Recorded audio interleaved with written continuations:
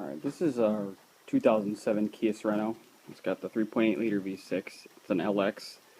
Um, there's a lot of information all over the internet about the other motors besides the 3.8. The only thing you'll find on the 3.8 motor is that it's got a TSB for some noise from the cam chain area or the valve area, which is kind of important for this video. We bought this from Kia. I was a dealer. They said a dealer demo that had 7,000 miles on it. We bought it. It's got 85,000 on it now. That's it. So my wife drove this thing home. It was running rough. Took a listen to it, checked the codes on it. There was nothing. Sitting there idling, and then it just died. After we started up and turned it off, to check the codes, but it died. Wasn't sure why. Cranked on it, did not sound right.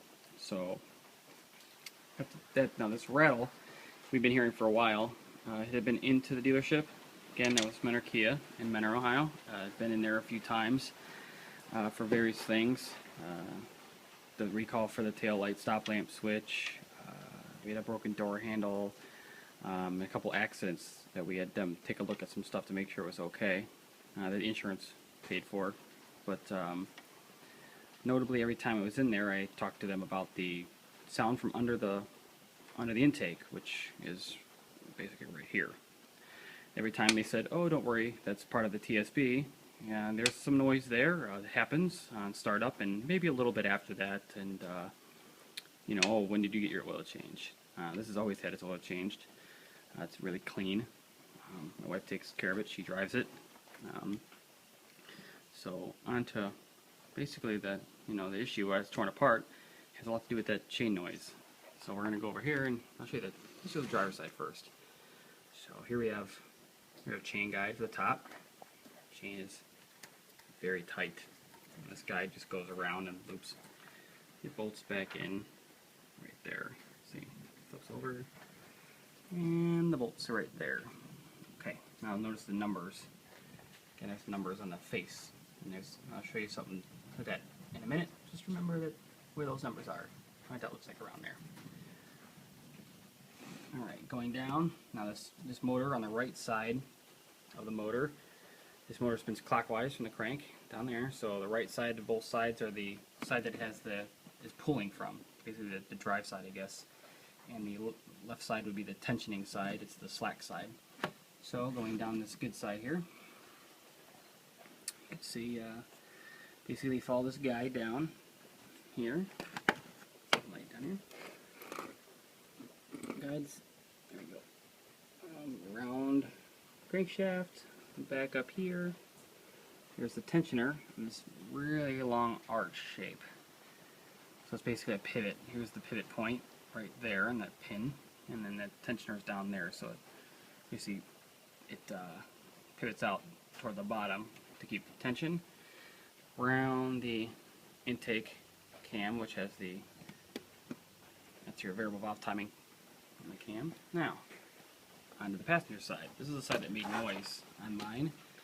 You'll notice right off the bat there's something missing here. So let's go over to the top here and, oh, well, isn't that pretty obvious there? Look at that. It's shaved off pretty good right there. Alright, so we'll follow the same path we did in the other one. This is the drive side. We'll go down basically here. Come down, you can see it's definitely thinner. Okay, it's notably thinner than the other one is all the way down. See how it stayed nice and thick the whole way down. Again, here's the passenger side with the noise. And it gets thinner and thinner and thinner, and then right along the bottom it becomes non-existent. If you look inside here, you can actually see the wavy shaved metal shape down to almost that paper thin right there. See, this chain was definitely, let's hang this light up. Definitely getting some mat. Can't hang the light up. There you go. Some slop to it, and let's try to focus at it. There you go. Now look at this. A little. Now I did turn this clockwise to get it around to this point. You could see there's some, I mean, the other side was tight. There's a ton of slop here. A ton. I mean, that's basically, look at down here, that's why it was smacking that right there. You just look at the back, you actually see, let's see, there's a little shaved hair of the guide, and the little guide mount, and there's nothing there. So, back to the other side, here's ways around the pulley, put anything around the crank. Again, this is a tensioner, that tensioner arch follows that way up. The pivot's here on this one, and down here is the tensioner. So I think, I have a feeling this might be the culprit. Now, they say that these things, you know, they make some noise because they don't pump up on startup and so on and so forth. This motor's never beat on, dog, nothing. I mean, we treat this thing well. It's my wife's car. I don't have the money to be buying a new car every 2 years or every other year or third year or any of that. So this had to last. So,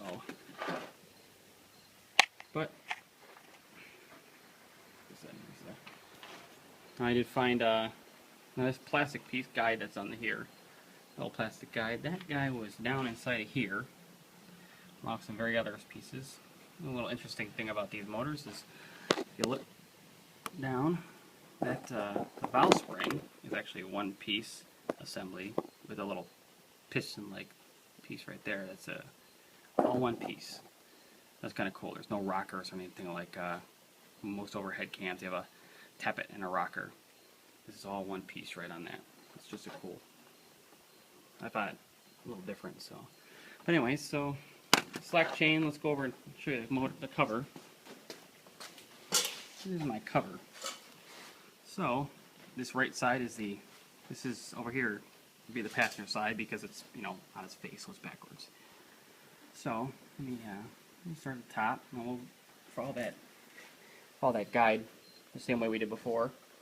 So from basically from the drive side, go nice, and there we go. Nice zoom on that, and it gets shaved down there, and right down to that change in height right there, and you can see. I mean, I can't really tell how deep it is, but it's definitely some. And then the other side, so it goes around. This is where it makes that curved arch back up to the tensioner. Tensioner down here, you know, pivots up here. So it came around that corner, and I assumed so fast up that arch because of lack of tension that it did that right there to this support fin.